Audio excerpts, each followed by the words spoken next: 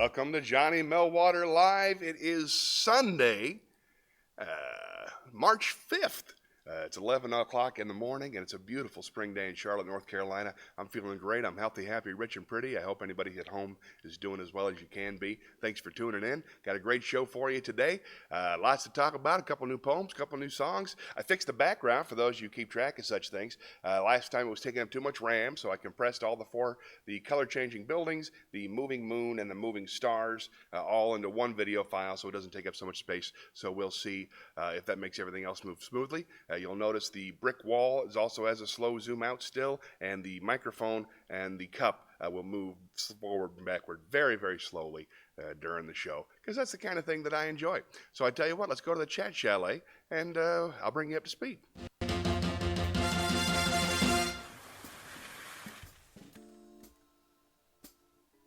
Hi, everybody. All right, you know how it works in the chat chalet? It's a pretty simple show, folks. I sit here, I talk to the people in the chat. You type in the comments, I talk to you. It's fun. Ram is king. Joshua Bodiford knows what I'm talking about. I got that picture, buddy. I got the picture. I still can't figure out how to put it up on the thing, but for the folks at home, it's a picture of a young lady sitting like this next to me, and then I'm over here like this, talking, and then between us there's a gigantic chief's head. So how you doing, Joshua? I'm very glad to see you. Thanks for coming in. I hope you're doing well. Josh and my buddy all the way from high school, maybe even a little bit, high school, I think that's where we met. A couple clubs together, and we did TV production. Glad to see you. How are things going in Tampa? You all right? My dad lives in Tampa, and I haven't seen I didn't hear from him last week. Sometimes he checks in on the chat, but I always call him on Sunday, and she was concerned for her safety, clearly. Yes, well, I'm a terrifying man. Always have been. Oh, Shayna's here. Oh, my gosh, it's funny. When you're doing your vocal warm-ups, I'd love for you to hum a tune doing your lips like that and see if the audience can name that tune. That is fun. I like that. Thank you, Shayna. Welcome to the chat. So glad to see you. Shayna is a friend of mine from Charlotte, North Carolina. We used to work together on a podcast, and she's one of the biggest fans of Charlotte comedy. She's everywhere. She's also an entertainer in her own right. She does all these wonderful musical Trevingo events all up and down the Charlotte area. So thanks for coming in. And I'll keep that in mind. Thank you very much for the advice on how to make it even better. Right on. For the folks who are watching who've never seen the show before, it's pretty simple. We just chat, we talk about stuff, and when I run out of stuff to chat, we spin the wheel. And I do stuff I enjoy, like singing songs and reading poems and telling short stories, things like that. Oh, the moon's getting awful big. That's how you know it's time to spin the wheel. Let's spin the wheel. New graphic for the wheel. Look at that. Nice. All right, see if I can find a button. There it is. And away we go. I'm glad you're feeling better. Well, thank you very much. 2 weeks ago, I had a really bad cold. Poem. We'll catch up in just a second. Sorry about that. I'm not supposed to read the chat while we're in here. I'm still figuring all this out. Poem. Let's go on down to the Poetry Pagoda, and I'll read you one of my favorites.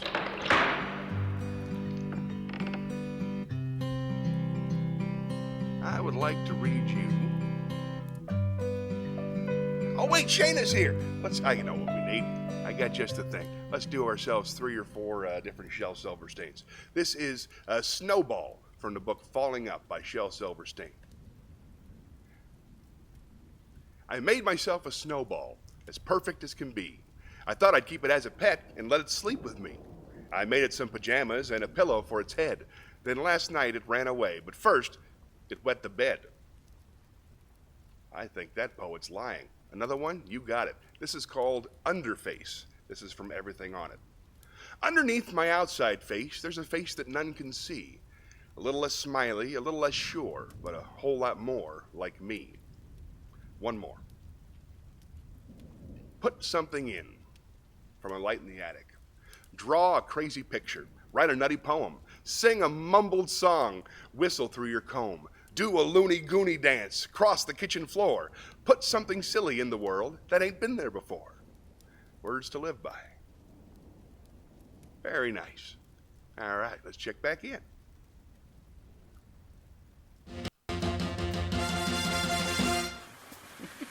Oh, it says there, Shane, it says, I'm glad you're feeling better. I think yay, Shel Silverstein, he's the best.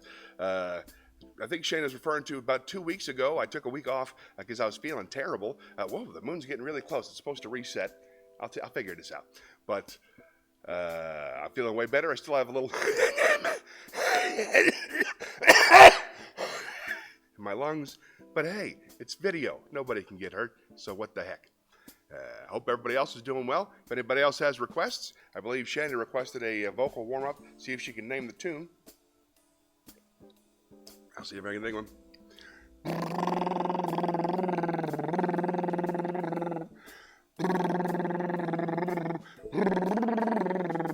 Hey, it's my buddy Reggie. Reggie Massey's here, everybody. I'm sure he doesn't mind me telling you his last name. He's trying to get to work out. Reggie, first time here on the show, at least type it in.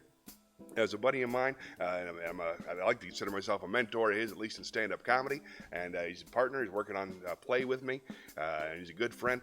He just started a new thing on Sunday afternoons, so I know I'm not going to get to see him at the big thing today, but I'm sure he could promote it. Shayna might be able to go. It's a Sunday afternoon. It's fun. Why not? So how you doing, Reggie? You feeling good? Shayna's here. You know Shayna, Joshua Bodiford. He's my friend from Tampa, Florida. If you want to ask any embarrassing questions about me, he's the guy who knows the answers.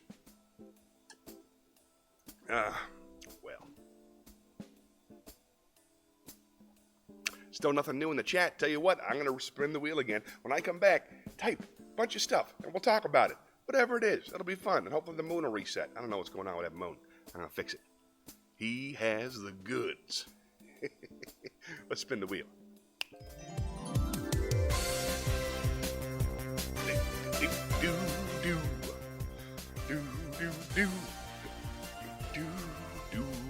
Ooh, monologue. Excellent. I'm very excited about this.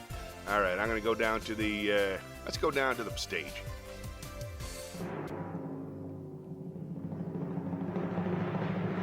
Glad to hear things are going well. All right. I have something special for you guys. Hold on. This is a monologue. It's one of my favorites from when I was a kid. I finally found it. It's written by Rowan Atkinson, a brilliant English comedian who played Mr. Bean among thousands and thousands of other wonderful things that he's done. And this is a monologue he wrote called Welcome to Hell. Let's see if I can find that for you. Welcome to Hell by Rowan Atkinson. Hello, nice to see you all again. Now, as the more perceptive of you have probably realized by now, this is hell and I am the devil. Good evening. You can call me Toby if you like. We like to keep things informal here as well as infernal. It's my little joke. I tell it every time. Now, you all are here for eternity, which I hardly need to tell you is a sort of a long time, so you get to know everyone pretty well by the end. But for now, I'm going to have to split you up into groups. Are there any questions? Yes. No, I'm afraid we don't have toilets. If you'd read your Bible, you would have seen that it is damnation without relief. So if you didn't go before you came, then I'm afraid you're not going to enjoy yourself very much. But then again, I believe that's the idea. Now, let's spit you up. Let's see. Can you all hear me still? Can you all hear me at the rack? All right, off we go. Murderers, over here. Looters and privilegers, over there, please. Thieves, if you could join them. And bank managers. Fornicators, if you could step forward, please. Oh, my God, there are a lot of you. Could I split you up into adulterers and the rest? How about that? Yes, adulterers, if you could just form a line in front of that small guillotine there. Yes. Okay. Americans. Yes, look, I'm sorry about this, but apparently God had some fracas with your founding fathers and damned the entire race into perpetuity. He sends particular condolences to the Mormons, who he realizes put in a lot of work. That's the way the wafer crumbles. The Iranians, I'm afraid, can't be with us. Someone's been holding them in purgatory for about 9 months. Sodomites, over there against the wall. Atheists, over here, please. You must be feeling a right bunch of gits. Okay. And Christians. Ah, yes, I'm afraid the Jews were right. Okay, Moonies, maniacs, marmite eaters, male models, masochists, mass murderers, and messieurs. If you could take a pew at the back with the Methodists. That is now. Well, you're the lot who used to kill the whales, is that right? Yes, yes, I must remember. I've got some strips to tear off you bastards later. Everyone who saw Monty Python's Life of Brian. Yes, I'm afraid he can't take a joke after all. You're over that. All right, now, one final thing. We're trying to implement some kind of exchange scheme with the Lord Almighty, or Cliff, as we know him. Some of you will travel up and have a decade in heaven, and we're having some angels down here. Now, I hardly need to tell you that in heaven you will be expected to behave in an exemplary manner. So I hope you will do the exact opposite. Tear off their wings, use their halos for frisbee practice, that sort of thing. Well, I have to go now, unfortunately, but Beelzebub here will show you the ropes and the chains and electrodes. And I'd just like to leave you with a favorite joke of mine, if I may, quite apt to the circumstances, I think, which goes something like this. Knock, knock. Who's there? Death. Death. At that moment, the light would cut off, but I didn't have the technology at the time. Oh, that's fun. That's by Rowan Atkinson, everybody, a brilliantly intelligent, educated man who made millions of dollars saying nothing. All right, so I hope some new stuff's in the chat. Let's go check it out. All right. My buddy Reggie tells me that there is a 30-second delay. I got to be careful with that. Shayna says she's not able to name that tune. Oh, what was that? Oh, I forget. Let's see. Oh, it was Dream a Little Dream of Me. Dream a Little Dream of Me before Reggie came in, just for fun. Thanks for getting involved. All right, a couple new features. We got the moon moving, and also you may have noticed my neon sign now has the ability to change color to keep things fresh around here. That's pretty exciting for me because I enjoy such things. Well, I think we're up to speed. Let's spin the wheel. Hope everybody has some coffee. I'm enjoying mine.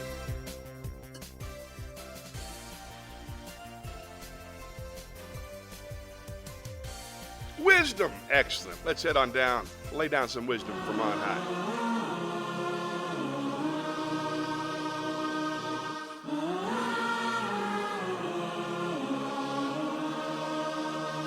Well, today I got some roomy for you. I got a couple of readings from the Bible, and as always, a little piece of Alan Watts. So why don't we start with some Rumi? He's my favorite Persian poet, and I sincerely do not have a second favorite Persian poet. So he's kind of in charge of the whole thing in my head. Let's start with something easy. The wound is the place where the light enters you. That's very true. Here's one I think of often. Yesterday I was clever, so I wanted to change the world. Today I am wise, so I am changing myself. That's from Rumi. And one more. Dance when you're broken open. Dance if you've torn the bandage off. Dance in the middle of the fighting. Dance in your blood. Dance when you're perfectly free. One more. I love Rumi. If you're irritated by every rub, how will your mirror ever be polished? Wisdom. Love this guy. Still holds up thousands of years later. All right. Nothing new in the chat. Let's spin the wheel.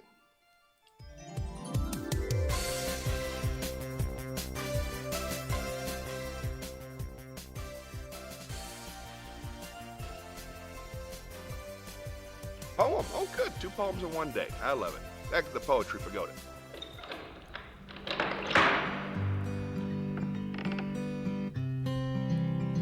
Couple more Shel Silversteins. I got tons of them. I really enjoy them. This is from Hug a War, from Where the Sidewalk Ends. I will not play tug of war. I'd rather play Hug a War, where everyone hugs instead of tugs, where everyone giggles and rolls on the rug, where everyone kisses and everyone grins, and everyone cuddles and everyone wins. I like that one. This one's called Ridiculous Rose. It's from Where the Sidewalk Ends. Her mama said, okay.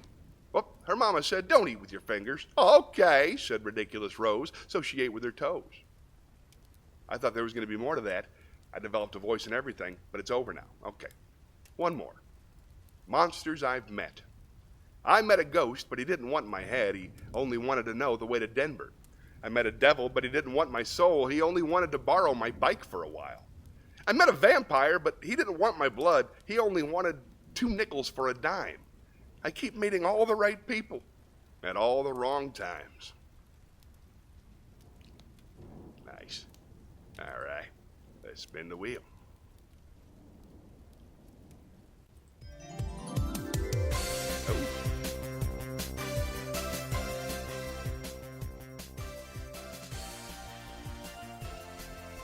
Ooh, a song. That'll cheer us up. Let's go on down to let's do that one in the theater.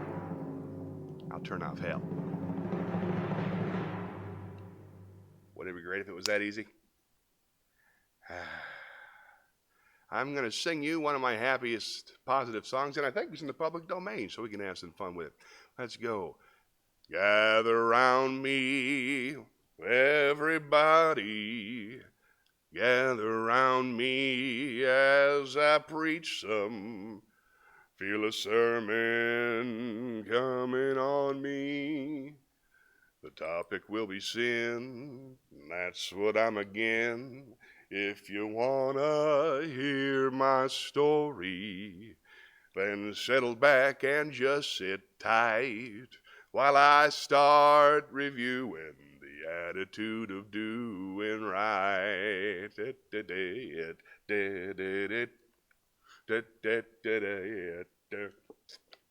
You gotta accentuate the positive, eliminate the negative, latch on to the affirmative, don't mess with Mr. In Between. You've got to spread joy out to the maximum, bring gloom down to the minimum. Have faith or pandemonium, liable to walk upon the scene. To illustrate my last remark, Jonah and the whale, Noah and the ark. What did they do? Just when everything looked so dark, man, they said we better accentuate the positive, eliminate the negative, latch on to the affirmative, don't mess with Mr. In Between. No, don't mess with Mr. In Between. Yeah. That was fun. Oh, hey, we got a couple of questions. Josh has got this piece. Oh, good. Good job, Josh. Way to jump in there. Let's go to the chat. Now, Josh had a couple of interesting questions. He said, new topic, how do you feel about toilet humor? I'm not a big fan. I like jokes about toilets in particular. There was an entire episode of South Park last week that was entirely about Japanese toilets and how we, as a nation, should stop using toilet paper, which I thought was what the kids call a hot take. But I don't like seeing feces. Mr. Hanky, the Christmas poo, never did it for me. Kind of grossed me out. All the pee in the streaming special of South Park, it grossed me out. I'm not a big fan myself. But if the joke is good enough, I'll go in. Thanks for asking. Josh also asked, he wanted to know what's one thing I would tell myself 10 years ago. Don't worry about it. Just do it. Just do the things. Just follow every impulse. Don't wait till you're ready. Just jump in and be a beginner. Stay a beginner for as long as you can. And for your first 5 years, ears open, mouth shut. And that's about everything. That's good advice to anybody. And thank you for asking, Mr. Bodiford. All right, let's spin the wheel. What's the point of not putting your last name on the screen if I call you by your last name? That's a habit I need to get out of. All right, come on, wheel. What do we got? Ooh, a story. All right, I'm very excited about this. I got a new story room. Check it out. Huh?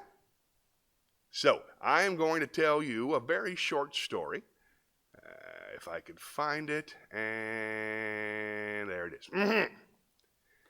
This is the awful fate of Melpomenus. I'm going to call him Melpomenus. It's spelled Melpomenus.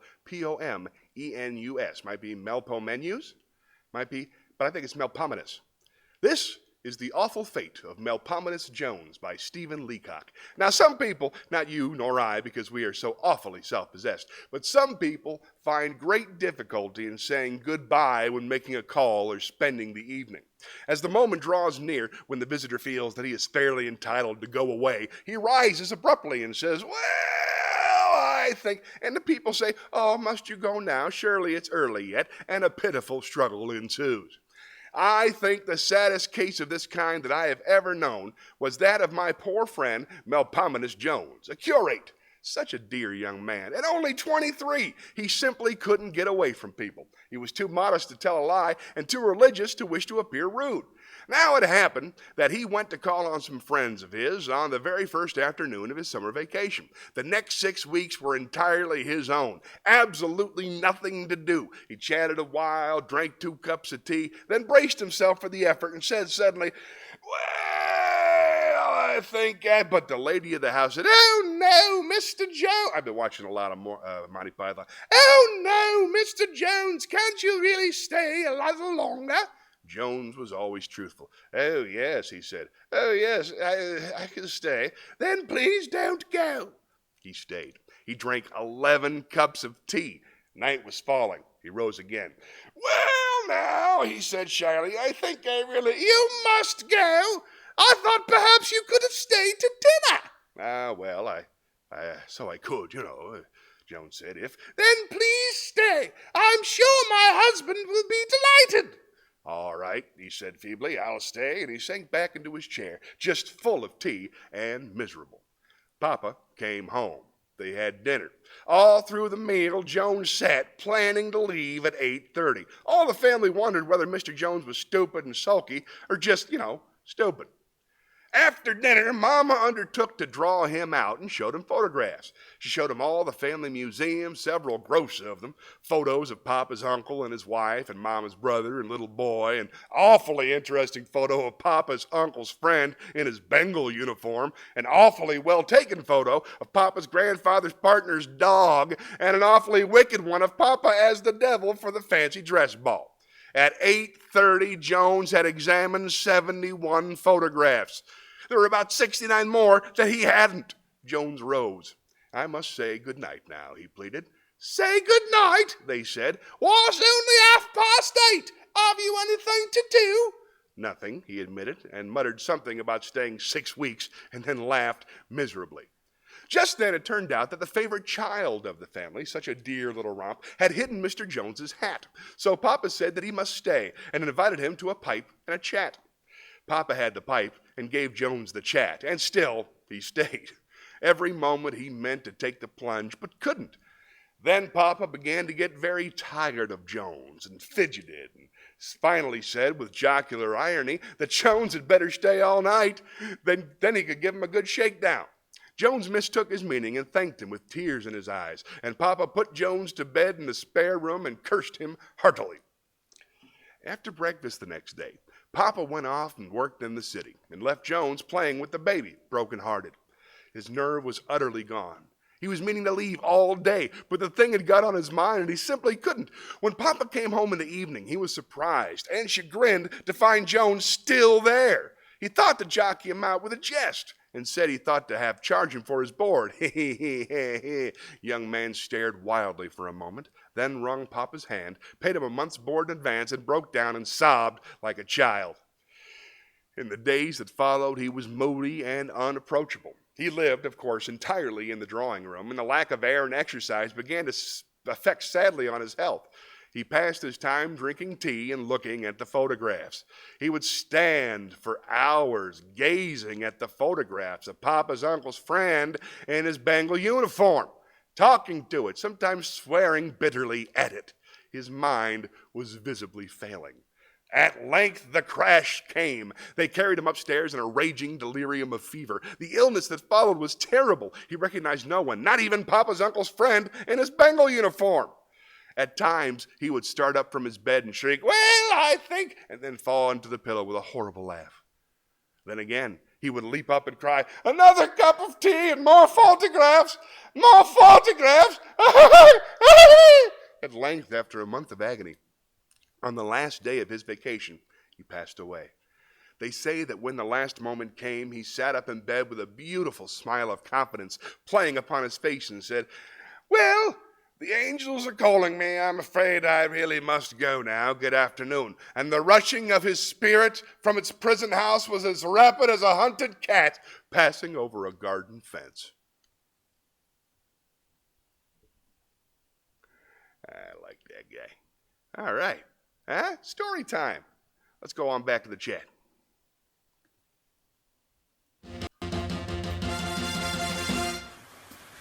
All right. I see my buddy Josh. He wrote an interesting question. Where would you most like to be stranded with or without another human?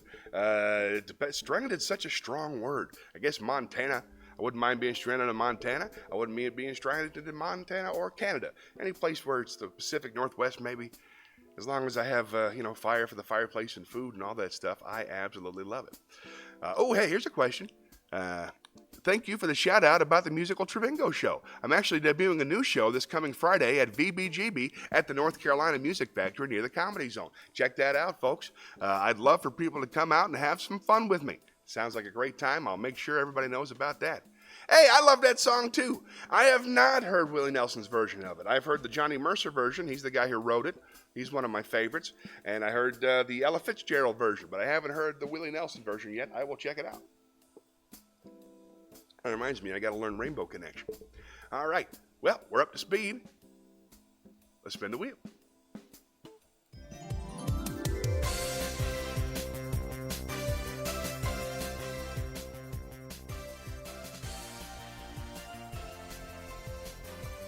Poem! Wow, a lot of poems today. I like them. One more string of Shel Silverstein, then we'll move on to another artist.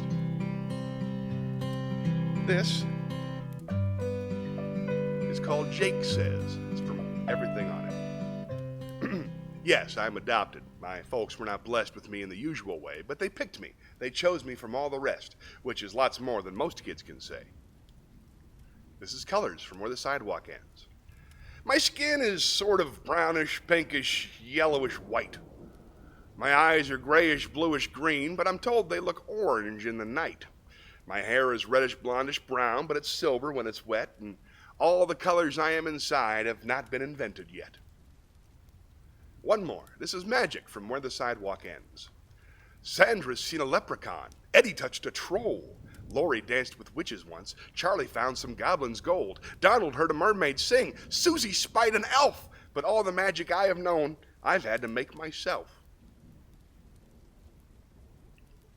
Very, very nice. Let's spin the wheel. Whoops, wrong button. Hey everybody, how's it going? Purple, pretty neat, right? Huh? Right? Isn't that cool? Yeah, we have fun.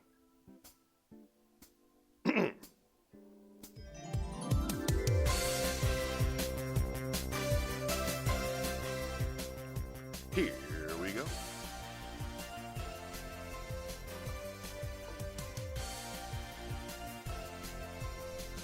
Ooh, another monologue. Great. Let's go on down to the theater.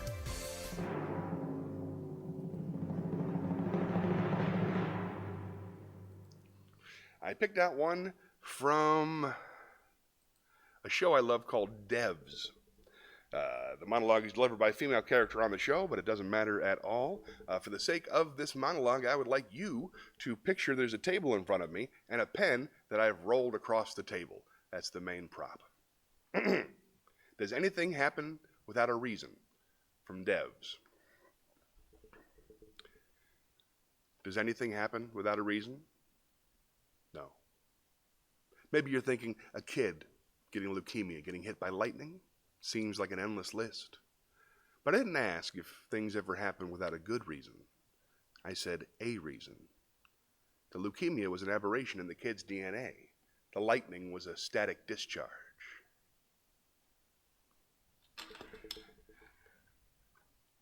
Why did my pen roll across the table? I pushed it. Why did I push it? To make a point. That's a reason. It's why the pen rolled across the table. I blinked. What did I just blink? My eyes were dry, or I was nervous. Does anything ever happen without a reason? Surely there must be some events, right? Random events. Name a random event. Take a moment, think about it, and then name one. Maybe a coin flip. A coin flip is not a random event, it's a complex event. How hard was the coin flipped?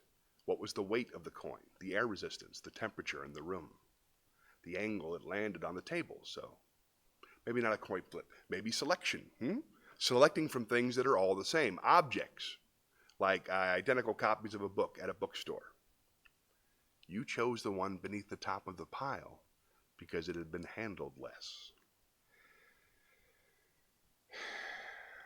Meteors landing, roulette wheels spinning, misfortunes suffered, they can all be unraveled. You can't name a random event because there are no random events. You ask me, what is my work? This is my work. This is the only principle you need to understand. Nothing ever happens without a reason. Everything was determined by something prior. That's it. Now, take a computer. Give it all the data that can exist about the pen rolling across the table. Its trajectory, velocity, mass of its component parts, atomic structure. What can the computer now tell you? It can tell you how hard the pen was pushed, and it can tell you when the pen will stop rolling. The computer can see backwards. The computer can see forwards. Now do that with everything. Not just the pen, everything. That is my work. That's a great show, that Devs. It's on Hulu. You should watch it. I like that guy. All right. See if there's anything new in the chat. Nothing new, so let's spin the wheel. I forget which shortcut's which sometimes. All right, here we go. We're spinning the wheel.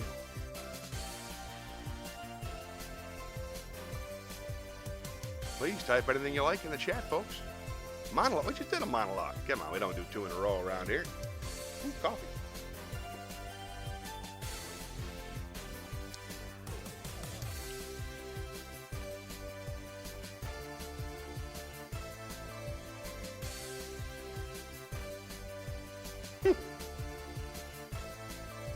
Four monologues in a row. That's very unusual.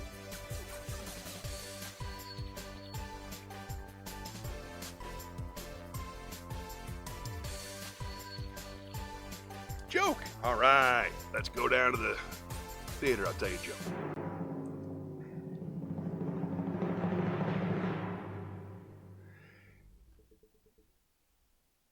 It's a prisoner's first day in jail. He comes out onto the yard, and he's all by himself. He's scared. He sits by himself, and he sees a group of inmates sitting over in the corner. They're all laughing. One inmate says to the other, 26. And a different inmate says, 4. So the new guy doesn't understand what's going on. So he turns to an old timer. He says, hey, listen, old timer, what's going on with the numbers? And the guy said, well, listen, when you're on the inside, we've heard every joke in the world. We've heard them all over and over again. In fact, we've numbered them. So we don't even have to tell the jokes anymore. We can just say the number. So the guy's excited. He's like, oh, thank you very much. So he goes up to the group of prisoners, and he says, hey, fellas, 26. And the prisoners 9. Walks away brokenhearted, finds the old timer. He said, what happened? The old timer said, well, son, some people can tell a joke. Some people can't. Fill in the blanks on that one, just in case. All right, let's spin the wheel.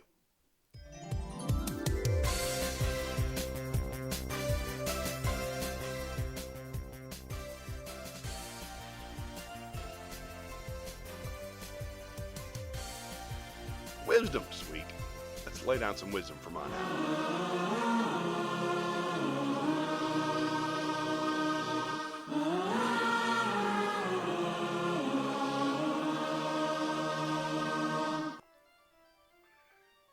Let's do a little cornfield.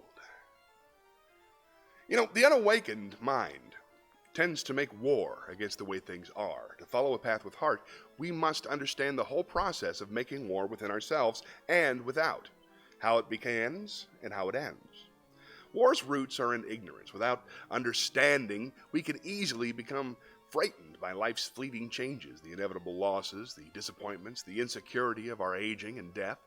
Misunderstanding leads us to fight against life, running from pain or grasping at security and pleasures that, by their nature, can never be satisfying. Good advice. Quit all that grasping, you'll be happier. Let's spin the wheel.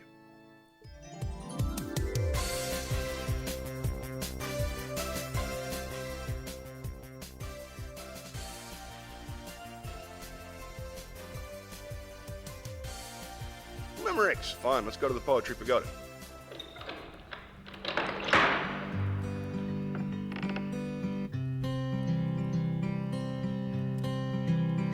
Let's find some limericks. Let's do 3. You know, I'd rather have fingers than toes. I'd rather have ears than a nose. And as for my hair, I'm glad it's all there. I'll be awfully sad when it goes. Not bad, but I have a full, healthy head of hair. Let's not risk it. An elderly man named Keith mislaid his set of false teeth. They'd been laid on a chair. He'd forgotten they were there. He sat down and was bitten beneath. One more. Nope, heard that one. Here we go. Said the man with a wink of his eye, "But I love you." And then the reply from the girl it was heard, "You are truly absurd. I have only this moment walked by." All right. Good times. Still nothing new in the chat? All right, let's spin the wheel.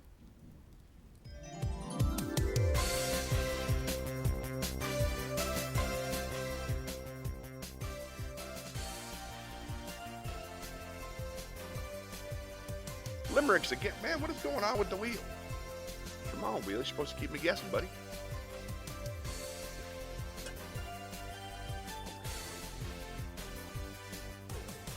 Wisdom.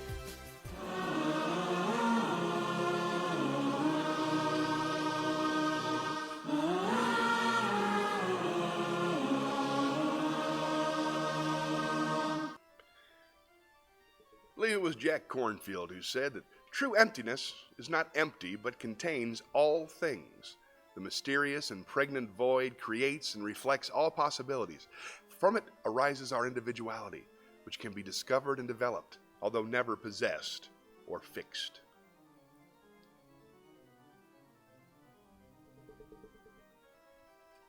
Whoop, wrong buttons. There we go. Spin the wheel.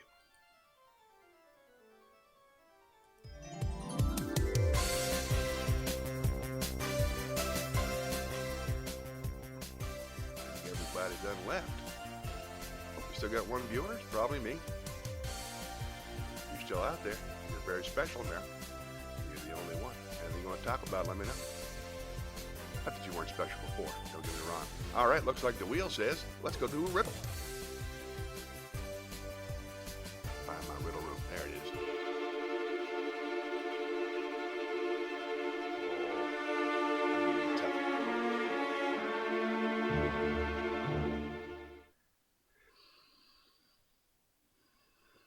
I am an odd number. Take away a letter, and I become even. What number am I? I am an odd number. Take away a letter, and I become even. What number am I?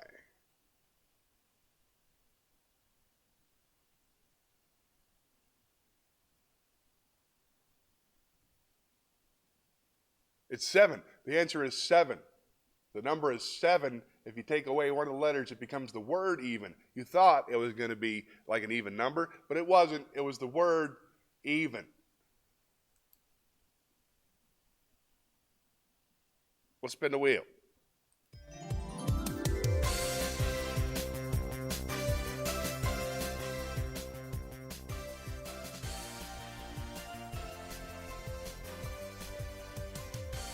Shakespeare! Finally, let's head on down to the Shakespeare stage.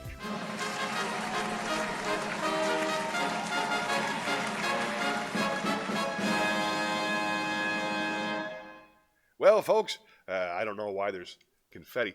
Anywho, we're here at the Shakespeare stage. If you're a longtime viewer, really? No one? Well, we've been trying to make our way through all of Shakespeare's sonnets. He wrote over 150. We are currently on Shakespearean sonnet number CX. So that's, I believe, 110. No, but that's 113. 113. Got the numbers wrong. There we go. This is sonnet number 113 by William Shakespeare. Hope you enjoy it.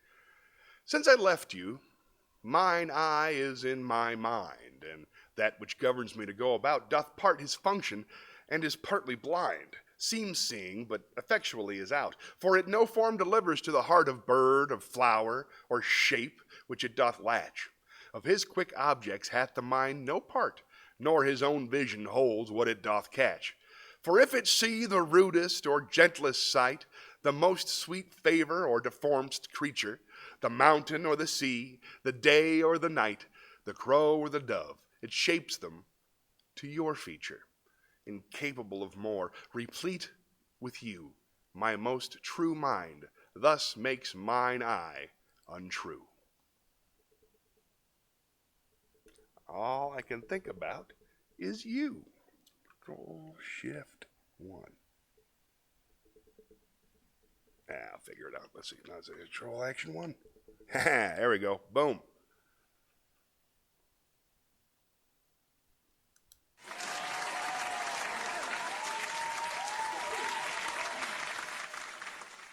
Still nobody watching, still nothing in the chat. Well, if somebody's watching, they're lurking, and I'm glad to see it. Notice how the background zooms slowly? I love that sort of thing. What's that? Spin the wheel? No, you're probably right.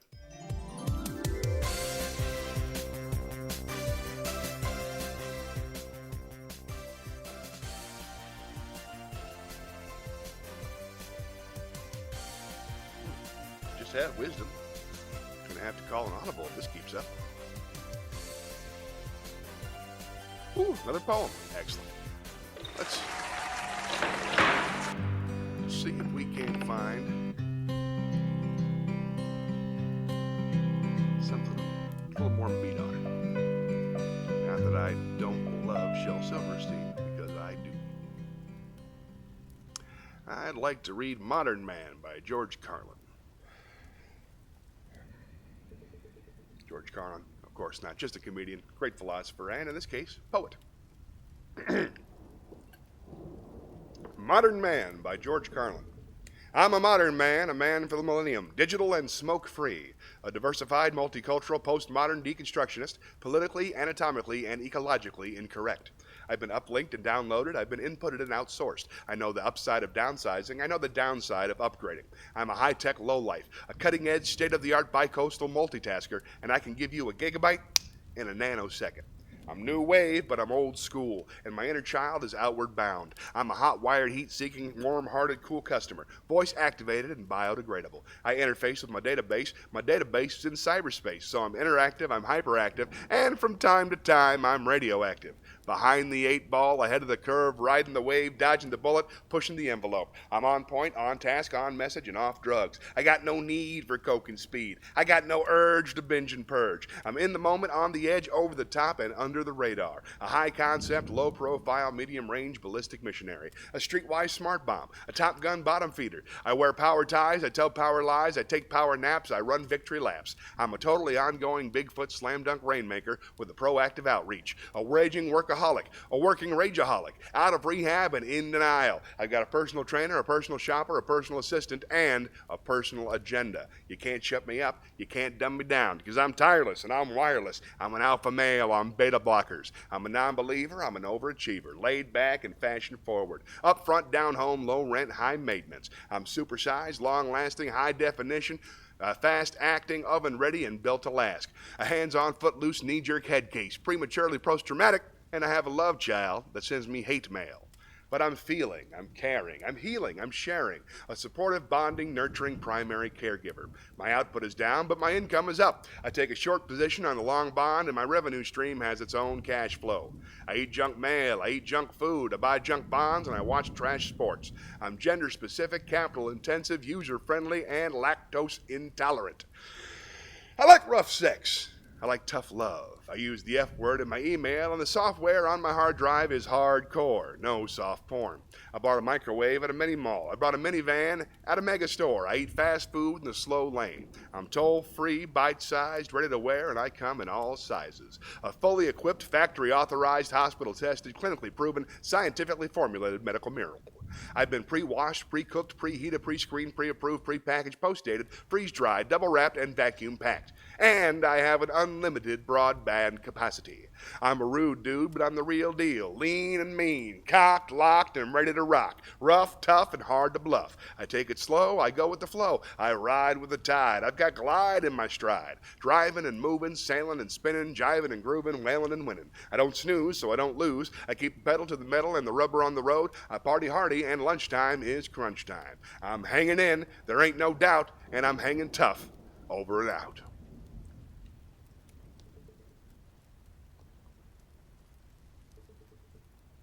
I love George Carlin.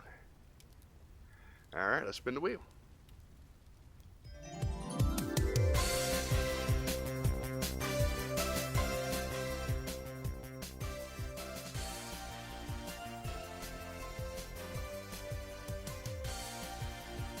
Didn't get an answer that time.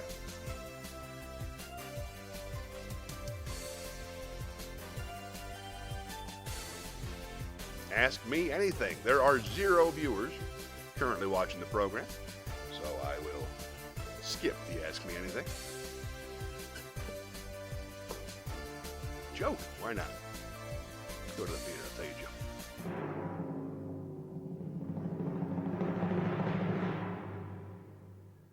A moth goes into a podiatrist's office, and the podiatrist says, "What seems to be the problem, moth?"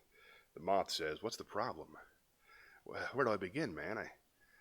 I go to work for Gregory Ilovich. All day long I work. Honestly, Doc, I don't even know what I'm doing anymore. I don't even know if Gregory Ilovich knows. He only knows that he has power over me, and that seems to bring him happiness. But I don't know. I wake up in a malaise, and I walk here and there at night. Sometimes I wake up and turn to some old lady in my bed that's on my arm. The lady that I once loved, Doc. I don't know where to turn. My youngest, Alexandria, she fell in the cold of last year. The cold took her down, as it did many of us. And my other boy, and this is the hardest pill to swallow, Doc, my other boy, Grigaro Ilovich, I no longer love him. As much as it pains me to say, when I look in his eyes, all I see is the same cowardice that I catch when I take a glimpse of my own face in the mirror. If only I wasn't such a coward, then perhaps I could bring myself to reach over to that cocked and loaded gun that lays on the bedside beside me and end this hellish facade once and for all. Doc, sometimes I feel like a spider, even though I'm a moth, just barely hanging on to my web with an everlasting fire beneath me. I'm not feeling good." And so the doctor says, "Moth, man, you are troubled. You should be seeing a psychiatrist. Why on earth did you come here?" And the moth said, "Because the light was on." That, of course, is written by the brilliant Norm Macdonald. If you don't love Norm Macdonald, you're not paying close enough attention. Let's spin the wheel.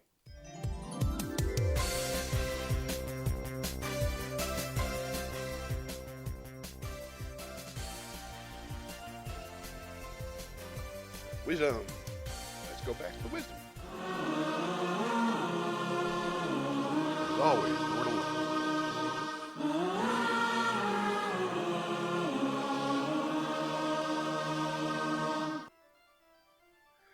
How about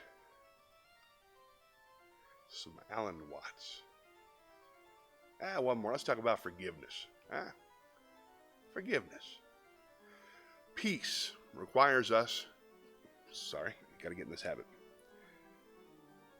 Peace requires us to surrender our illusions of control. We can love and care for others, but we cannot possess our children, lovers, family, or friends. We can assist them, pray for them, and wish them well. Yet in the end, their happiness and suffering depends on their thoughts and actions, not on our wishes.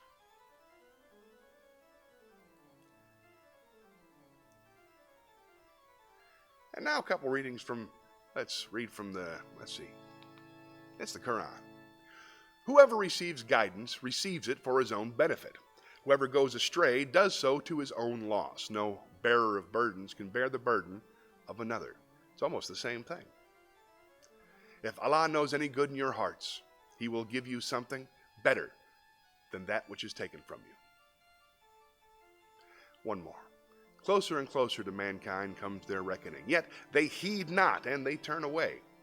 That is very, very true. Let's spin the wheel.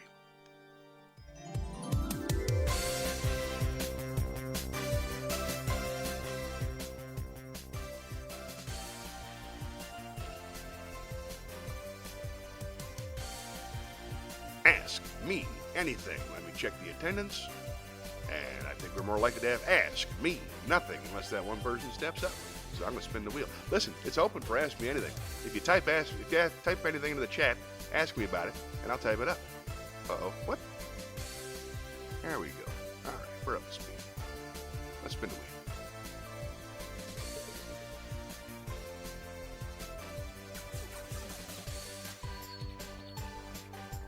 Monologue. Let's go down to the theater, do a monologue.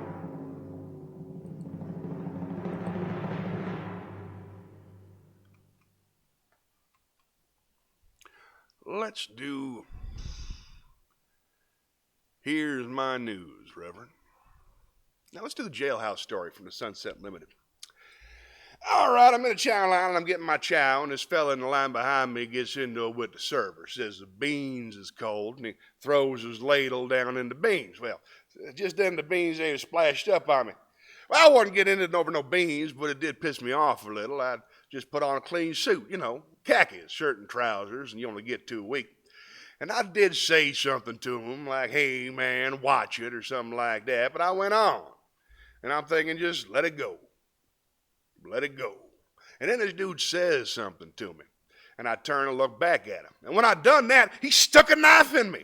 I ain't never seen it. And the blood's just flying everywhere. And this ain't no jailhouse shiv either. This is one of them Italian switchblades. One of them black and silver jobs. And I didn't do a thing in the world but duck and step under the rail. And I reached and I got a hold of this table leg. And it come off in my hand just as easy. And it's got this big long screw sticking out the end of it. And I went on to wailing on this sucker's head. And I ain't quit. I beat on it till you couldn't tell it was a head anymore. And that screw stick in his head, and I'd have to stand on him and pull it out again. Well, at some point, I pulled the knife out, and I reckon I done dropped it on the floor. I'm wailing on this sucker's head, and all the time I'm doing that, his buddy's got the hold of me from behind. But I'm holding on to the rail, so I ain't going nowhere. Of course, what I don't know is that this other dude has picked up the knife and he's trying to gut me with it. I finally felt the blood, and I turned around and busted him in the head, and he went skittering off across the floor. And by now, they done pushed the button, and the alarm is going. And everybody's down on the floor, and we in lockdown. And the guard up on the tier, he got a shotgun pointed at me, and he hollers at me to put down my weapon and get on the floor. And he about to shoot me when the lieutenant comes in and hollers at him, hold your fire, and tells me to throw down that club. And I looked around, and I'm the only one standing. I seen that sucker's feet sticking out from under the serving counter where he done crawled, so I know I ain't going to have no more trouble with him. I throw the thing down. I don't remember much after that. They told me I lost about half my blood. I remember slipping around in it, but I thought it was the other dude. He didn't die, though. Everybody lived. They thought he was dead, but he wasn't. He never was right after that, so I never had no more trouble out of him. He was missing an eye, and he walked around with his head sort of sideways and one arm hanging down. He couldn't talk right. They finally shipped him off to another facility. Now me, I woke up in the infirmary. They had done operated on me. My spleen was cut open, liver, I don't know what all. I come pretty close to dying. And I had 280 stitches holding me together, and I was hurting. I didn't know you could hurt that bad. And still, they got me in leg irons and got me handcuffed to the bed, if you believe that.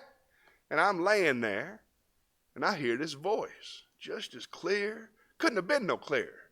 And the voice says, if it was not for the grace of God, you would not be here. Man, I tried to raise up and look around, but of course I couldn't move. Wasn't no need to anyways. There wasn't nobody there. I mean, there was somebody there, all right, but no point in me looking around to see if I could see him. The point is, Professor, that I ain't got the first notion in the world about what makes God tick. I don't know why he spoke to me. I wouldn't have, but I listened.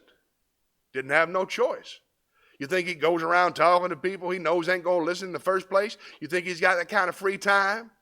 If he didn't know I was ready to listen, he wouldn't have said a word, meaning, I guess, that he had seen somebody in a place low enough to where he ought to be ready to take a pretty big step. And it's a monologue from The Sunset Limited, which is a wonderful, wonderful play that I'm currently working on with my buddy Reggie. Well, that was fun. Let's see if I can get everything back online. Here we go. Spin the wheel. Look, it's the chat.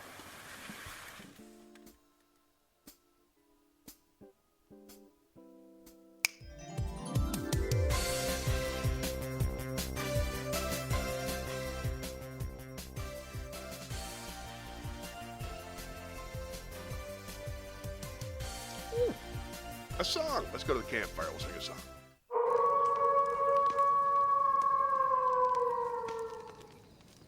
Let's sing King of the Road. Do do do do do do do do do do do do do do. Trailers for sale or rent. Room to let 50 cents. No pool, no pole, no pets. I ain't got no cigarettes, but 2 hours of pushing broom. Mine's a 8 by 12 4-bedroom. I'm a man of means by no means, a king of the road. A 3rd boxcar midnight train, destination Bangor, Maine. Old worn out suit and shoes. I don't pay no union dues. I smoke old stogies I have found. Short but not too big around. I'm a man of means by no means, a king of the road. I know every engineer on every train, all their children, all of their names, every handout in every town, every lock that ain't locked when no one's around. I sing trailers for sale or rent, rooms to let 50 cents. No phone, no pool, no pets. I ain't got no cigarettes, but 2 hours of pushing broom buys a 8 by 12 4-bedroom. I'm a man of means by no means, a king of the road. I'm a man of means by no means, a king of the road. Ah, classic. Let's go back to the chat.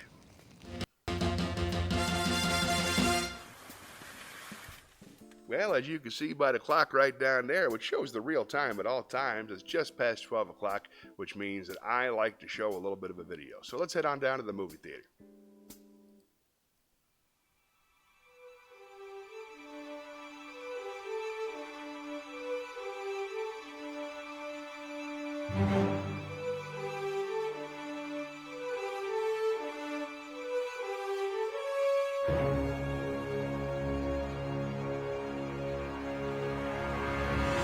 Hey everybody, this is a videotape of my family show, the end of my family show that we recorded in May of 2019 on the Carnival Dream. I sincerely hope you enjoy it.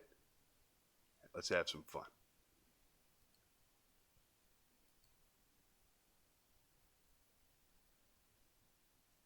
More fun than that. You guys for coming. I hope you come back for my adult show tonight. It's at 11 o'clock. It's like this, but good. I sincerely hope that you'll come out and see it. You've been amazing tonight. I've got to run. I'm starting to sweat, and if I stay in this suit, I can't take it back. So I got to... They have such strict policies at Walmart. So I'm going to be... I hate Walmart. I really do hate Walmart. No disrespect if any nice people work at Walmart. We all will someday. My problem with Walmart is not the people who work there or the international buying policies. It's just the building. It's just too big. It freaks me out. I can't see one side from the other. There's no clocks. There's no windows. Your cell phone stops working. I have panic attacks. Like, I'll freak out. I'll lose time. I'll black out, wake up back home 3 hours later with that weird receipt. That's how they get you. Happened to me a couple weeks ago. Me and my buddy Charlie. You remember Charlie from the incident. We were hanging out. We were going to go see a movie. We said, hey, let's stop by Walmart on the way. We'll buy some candy. We'll save 30, 40 bucks. We'll go see the movie. I'm in charge of the candy for obvious reasons. He's in charge of the car. He's the captain. I'm the away team. I jump out. I get my little basket. I give a little fist pound thing with the greeter lady. That's fun. She didn't know what to do. Then, I make my way to the candy aisle. I know how to get there. I get one big bag of Reese's peanut butter cups, because that's the Cadillac of candy. I think we can all agree on that. Unless you're wrong. Nothing wrong with Reese's. You know, they say there's no wrong way to eat a Reese's. My doctor says 50 at a time. It's not that funny because it's not a joke. I have a serious disorder. I binge, but I can't purge. I'm not joking. Has anybody here ever eaten an entire bag of Reese's peanut butter cup miniatures and then forgotten about it until the next morning when you saw the two piles of shame wrappers? Right? You got the brown chocolatey ones over there. You got the gold foil ones over there. Unless it's Christmas or Easter, then it's separated by color and slightly more festive. Anybody else have that particular combination of mental illnesses? You down with OCD? Yeah, you know me. So I got one big bag of Reese's, and then I get one big bag of the chocolate money. I like to keep chocolate money in the car. You know what I'm talking about? Chocolate like nickels, dimes, quarters, made of chocolate. I keep them in the car. I don't eat them. I give them to the homeless. No big deal.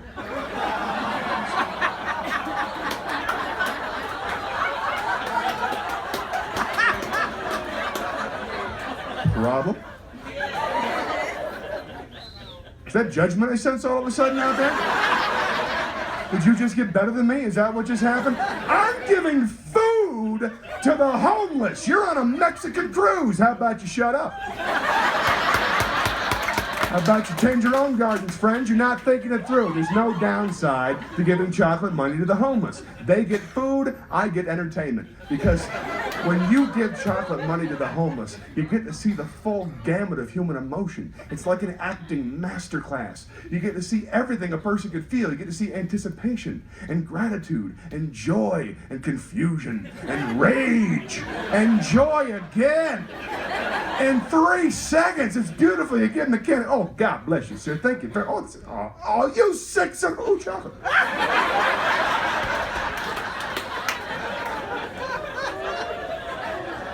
So now I gotta find my way back out of the store. I'm walking, I'm trying to find the thing, I get lost, my heart rate goes up, I black out. When I come to, I'm pushing a forklift with a jungle gym on it.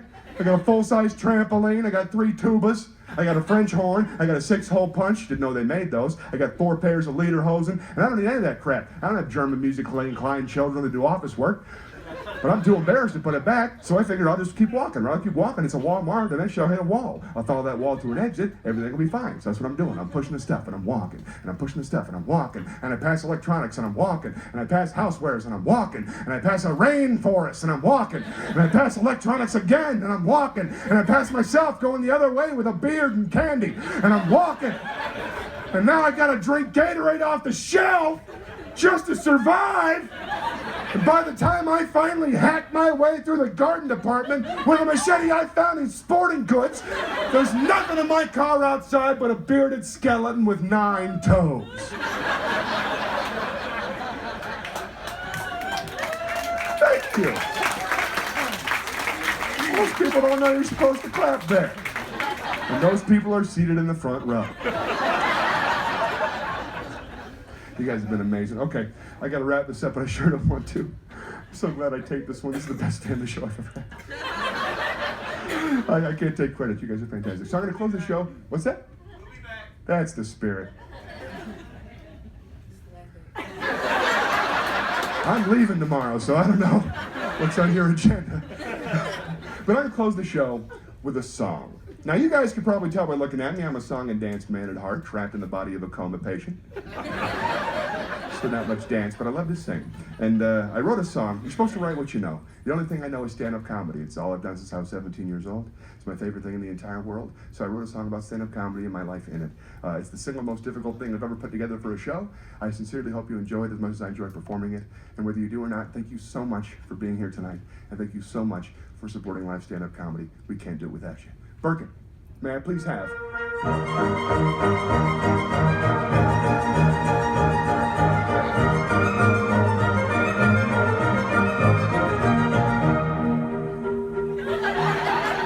I am the very model of a modern-day comedian. I'm funniest to those of you with IQs higher median. I always tell the truth, so all my stories are relatable. I try to look my best, but that's a subject that's debatable. I've studied all the works of Colin Cosby and Jim Gaffigan. The wit of Brian Regan makes me laugh again. With history of comedy, I'm teeming with a lot of news. With many poignant facts about the false arrest of Lenny Bruce. Lenny Bruce is a comedian in New York in the 1960s. He used to cuss on stage, and then the cops would take him to jail. That's true. By originality, I write my own material about a range of subjects, some mundane and some ethereal. True for those of you possessing IQs higher median, I'm the very model of a modern-day comedian. Everybody! Possessing IQs higher median. Nobody! Perfect! I've lived out of a suitcase on the road since I was 17. I write a lot of jokes and all the jokes I write are evergreen. I tried my handshake performance of every known variety. In fact, I worked so hard I had a heart attack at 33. That's true. My insecurities are far too numerous to count for you. But rest assured that I've endured an embarrassing night or two. My brain's got more bad wires than a 1980s microchip. I overcompensate with my exaggerated showmanship. Yeah! Crazy voices, weird faces, smiles, body language, pointed toe, occasionally, not often, jazz hands. I've done my best to lay to rest my ego and my vanity. I think so far out of the box that some question my sanity. In short, for those of you possessing IQs higher median, I'm the very model of a modern-day comedian. In short, for those of you possessing IQs higher median, only 8 more minutes!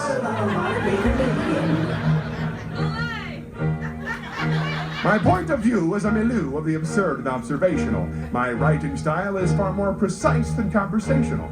I equally offend both the religious and the secular, and I can tell on sight a harmless drunkard from a heckler. Hackney premises and street jokes I am far more wary at. In business matters, I have more horse sense than secretariat. I never pick on the front row because I love my audience. Thank you so much for being here. I'm not ashamed to pander when I want some cheap audience. How many little applause for all the hard work that live here at the Comedy Club? Your bartenders, your wait staff, working on lights and sound, American Bartenders the Room, and the United States of America! I understand the difference between sarcasm and irony, and after every show I secretly hope they don't fire me. So for those of you possessing IQs higher median, I'm the very model of a modern-day comedian. We did it, everybody! Thank you so much for coming! I'm gonna do last, I'm trying to go. Ladies and gentlemen!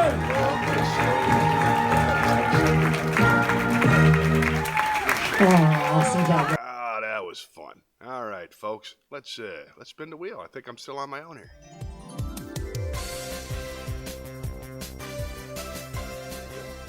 Anything can happen when you spin the wheel, folks. See, monologue. Didn't see that coming. Didn't expect a 5th monologue, did you? But there it is. I love monologues. Let's do orientation from the Hudsucker Proxy. You punch in at 8:30 every morning, except you punch in at 7:30 following a business holiday, unless it's a Monday, and then you punch in at 8 o'clock. You punch in late, and they dock you. Incoming articles get a voucher. Outgoing articles provide a voucher. Move any article without a voucher, and they dock you. Letter size a green voucher, folder size a yellow voucher, parcel size a maroon voucher, wrong color voucher, and they dock you. 6787049 alpha/6. That is your employee number. It will not be repeated. Without your employee number, you cannot cash your paycheck.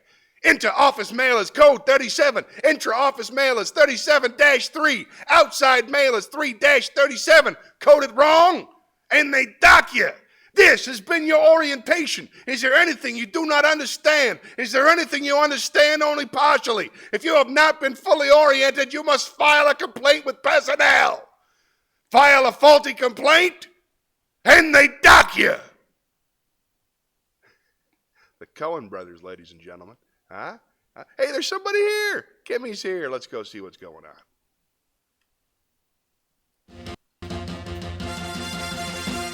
Hi, Kimmy. I think it's just you and me so far today. Thanks for checking in. How you doing? You okay? Everybody still healthy on your end? All the various grandbabies need to check in. Like to know what's going on. It's just us so far. I was just doing a scene from the Hudsucker Proxy.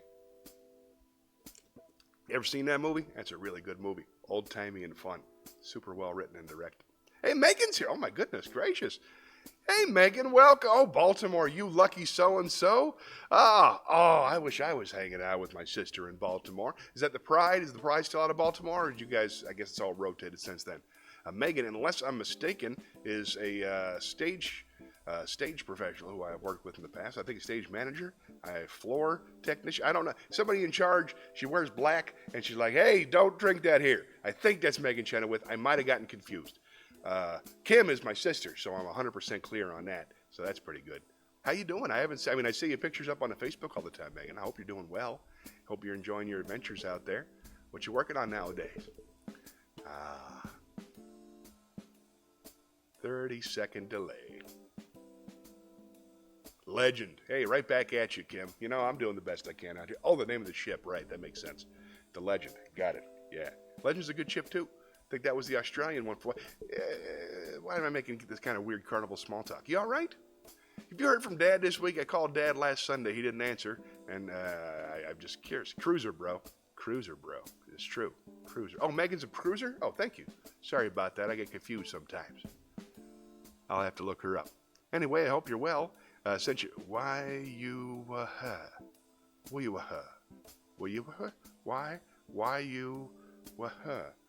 work for Burger King and Papa John's? Yeah, that's even better. Thank you for your service. I love both of them. They're my second choice and everything. Kenny Miller, oh my goodness gracious. Hello to Mr. Kenny Miller. He's one of the first guys I ever worked with out on the ships about 20 years ago. I'm very glad he's still out there kicking ass. Hope he's well. Best to his family. Man, that must be nice. I miss everybody. I'm making some friends here, but still, it's not quite the same as being out there. What about you, Megan? What you up to? This is weird. I tell you what, we're going to take this. Oh, I like this. It's like a Halo thing. We're going to make like a Ask Me Anything situation, okay? I'm going to spin the wheel, and you type whatever you want in the chat. I wish I was there, too. I haven't been to Baltimore. I haven't been to the Poe Museum yet. I still want to go to the Poe Museum. I've been to the Rich Museum. It's nice, but, you know, more my style is the Poe Museum. So, let's spin the wheel.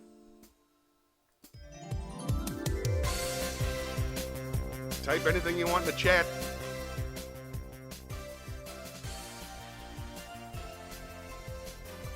Ask me anything. Ooh, riddles. Oh, that's fun. All right, let's see how this holds up.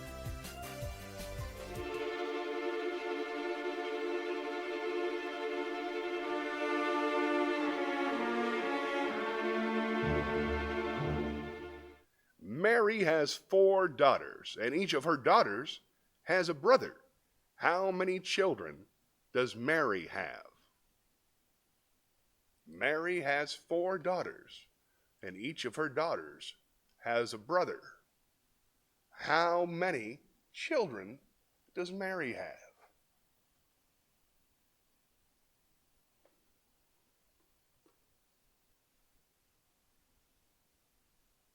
The answer after this. I don't have anything. There should be like after this thing though, right? There's something missing in the riddle room. Anyway, the answer is 5. It's 5. It's 5. Let's spin the. It's 5 kids.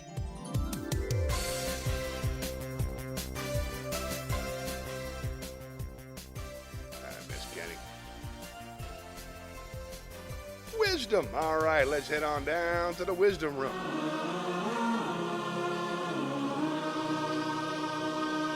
Tell you what, since we got Kimmy here, I know she is a big fan of the teachings of Jesus Christ. Let's see if we can't find some New Testament to learn from.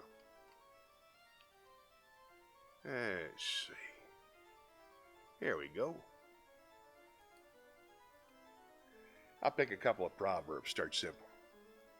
Respond gently when you are confronted, and you'll diffuse the rage of another. Responding with sharp, cutting words will only make it worse. Don't you know that being angry can ruin the testimony of even the wisest men? That's from Proverbs 15:1. Here's a good one. A prudent man conceals knowledge, but the heart of fools proclaims follies. That's from Proverbs 12:23. The simple believes everything, but the prudent gives thought to his steps. Whoever loves pleasure will be a poor man. Who loves wine and oil will not be rich. That's very true as well. Live simply so that others can simply live. Here's one more. It's much better to have a kind, loving family, even with little, than to have great wealth with nothing but hatred and strife all around you. And that is something I agree with 100%. That's from Proverbs 15:17. All right, let's spin the wheel.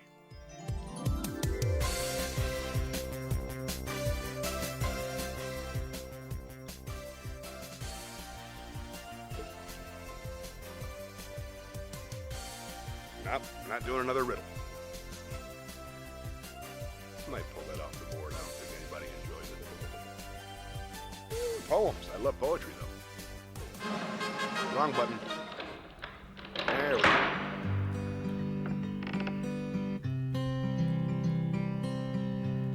Let's see.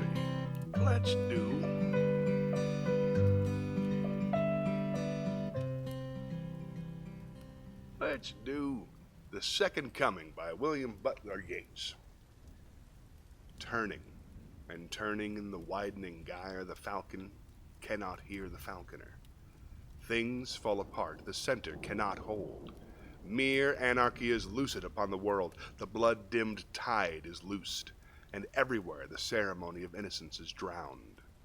The best lack all conviction, while the worst are full of passionate intensity. Surely some revelation is at hand. Surely the second coming is at hand. The second coming. Hardly are those words out when a vast image out of Spiritus Mundi troubles my sight. Somewhere in sands of the desert a shape with lion body and the head of man. A gaze blank and pitiless in the sun is moving its slow thighs, while all about it real shadows of the indignant desert birds. The darkness drops again, but now I know that 20 centuries of stony sleep were vexed to nightmare by a rocking cradle. And what rough beast, its hour come at last, slouches towards Bethlehem to be born.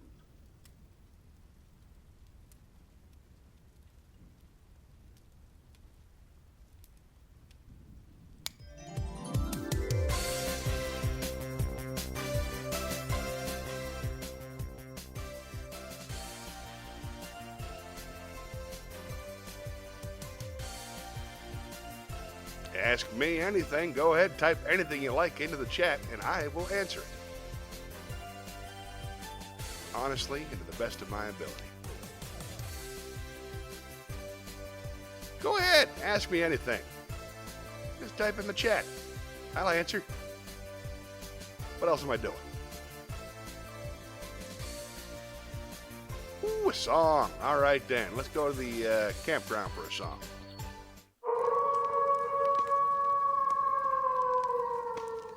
See if we can't find something cheerful. How about... This is by George Gershwin. Things are looking up. It's a great big world we live in. Nope, not yet.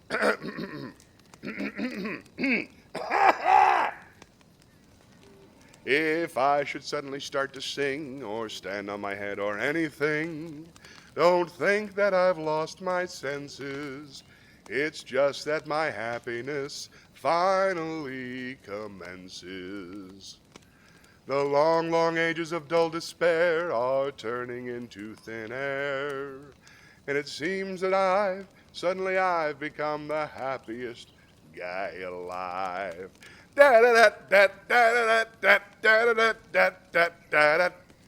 Things are looking up. I've been looking the landscape over, and it's covered with four-leaf clover. Oh, things are looking up since love looked up at me. Bitter was my cup, But no more will I be the mourner, for I've certainly turned the corner. Oh, things are looking up since love looked up at me. See the sunbeams, everyone beams just because of you. Love's in session and my depression is unmistakably through. Things are looking up. It's a great little world we live in. Oh, I'm happy as a pup since love looked up at me. Ha. Little Gershwin to get your blood pumping, huh? If that don't do it, I don't know what can. Let's check the Ask Me Anything results.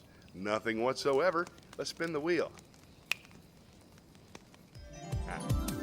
Here's delay.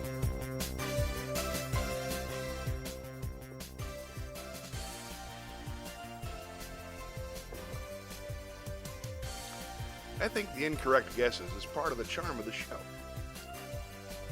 Ooh, poem. Let's go to the Poetry Pagoda.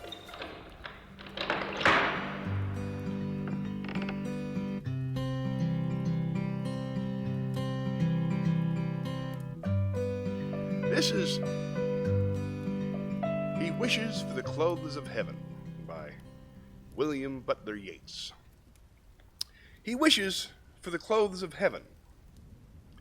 Had I heavens embroidered with golden and silver light, the blue and the dim and the dark clothes of night, and light and the half-light, I would spread the clothes under your feet, but I, being poor, have only my dreams.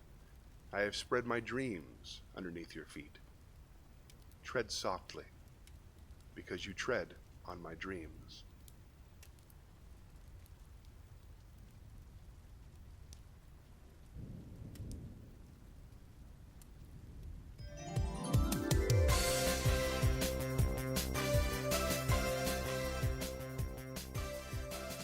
All right, last time for fun. Let's see what we got. Wisdom, yet again. Well, I do love wisdom. Let's lay down some wisdom from on high.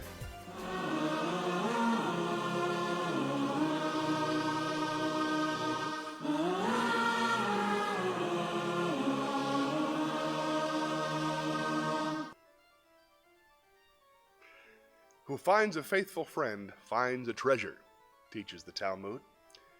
Teach your tongue to say I don't know instead of to make up something. That's good advice. Life's not as good with money as it is bad without it. I love the Jews.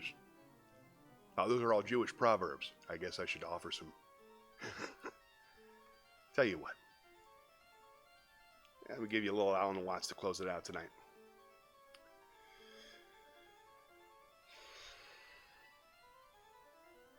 Solids and spaces go together as inseparably as insides and outsides. Space is the relationship between bodies, and without it there can be neither solidity nor motion. If there were a body, just one single ball with no surrounding space, there would be no way of conceiving or feeling it as a ball or of any other shape. If there were nothing outside of it, it would have no outside. It might be God, but certainly not a body.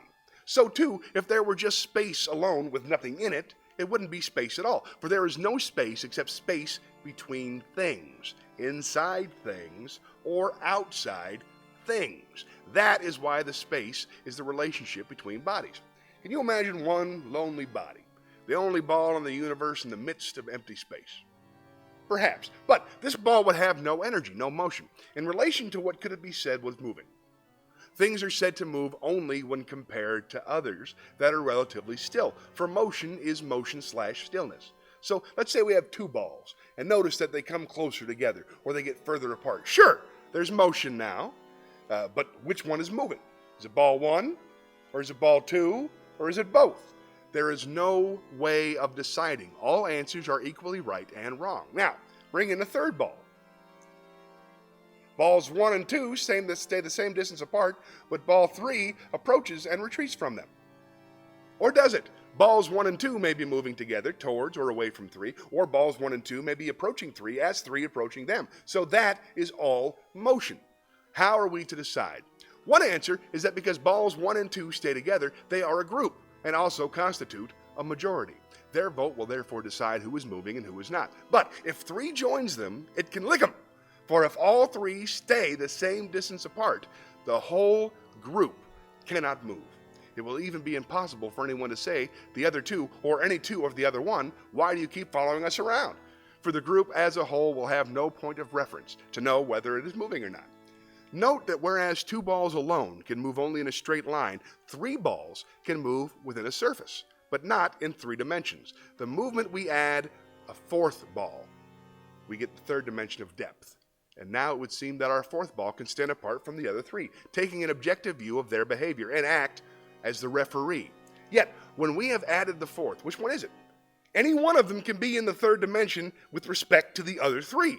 This might be called the first lesson in relativity, for the principle remains the same no matter how many balls are added, and therefore applies to all celestial bodies in the universe, and to all observers of their motion, wheresoever located. Any galaxy, any star, any planet, or any observer can be taken as the central point of reference, so that everything is central in relation to everything else. Now, in all this discussion, one possibility has been overlooked. Suppose that the balls don't move at all, but that the space between them moves. After all, we speak of a distance like space increasing or decreasing as if it were a thing that could do something. This is the problem of the expanding universe. Are the other galaxies moving away from ours, or ours from them, or all from each other? Astronomers are trying to settle the problem by saying that space itself is expanding. But again, who is to decide? What moves, the galaxies or the space? The fact that no decision can be reached is itself the clue to the answer. Not just that both the galaxies and space are expanding as if they were 2 different agents, but something which we must clumsily call galaxy space or solid space is expanding. The problem comes up because we ask the question in the wrong way. We suppose that solids were one thing and space quite another, or just nothing whatever. Then it appeared that space was no mere nothing because solids couldn't do without it. But the mistake in the beginning was to think of solids and space as 2 different things instead of 2 aspects of the same thing. That's from Alan Watts in his book entitled The Book.